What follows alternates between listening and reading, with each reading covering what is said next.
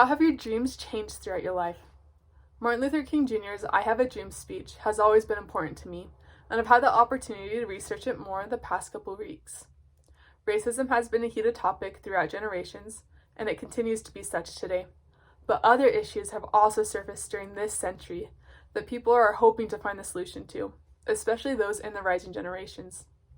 The dreams spoken of by Dr. King were extremely relevant in the 1900s, and it continues to be today. But dreams are expanding as other issues in the nation occur, such as human trafficking, abortion, sexism. Over the course of a few minutes, I'm going to take the time to go over Dr. King's speech and connect the ideologies of his time to today's issues in relation to rising generations. Martin Luther King Jr. gave his I Have a Dream speech on August 28, 1963, at the Lincoln Memorial to participants in a civil rights march. Dr. King addresses his speech to all races, not just white people and not just African Americans. The speech given by Dr. King was directed to face the topic of segregation and racism head on. Specifically, Dr. King uses his dreams to show the change that needed to happen in America during his time. The speech given by King ends with him hoping that African Americans and white people will be able to work together and let freedom ring all over the nation. And in this short clip, you'll be able to see the passion behind his dream. Let freedom ring, and if America is to be a great nation, this must become true. And so let freedom ring from the prodigious hilltops of New Hampshire. According to the article Segregation in America, published by The Economist, it presents data calculated by Richard Sander, Yana Kucheva, and Jonathan Sasloff. Their findings is that there has been a substantial improvement in segregation between the 70s and 80s, showing the impact behind Dr. King's dream and speech.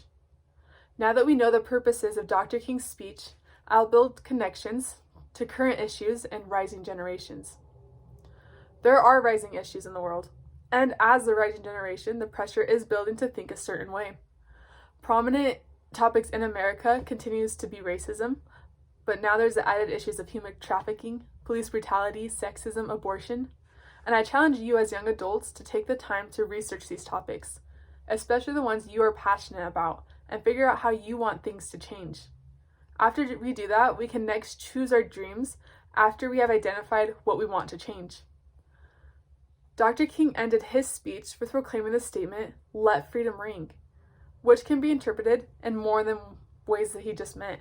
I encourage you to identify what freedom means to you and to craft your dreams around those ideas and hopes. Dr. King's speech is a beacon of possibilities of change and being able to hope for a better future. Racism didn't end after Dr. King gave his speech, but segregation had a big impact. It ended, and it paved the way for major changes to be made. I don't believe our dreams will be made reality overnight, but as we understand what we want for the future, we're more able to take the steps towards the change we want.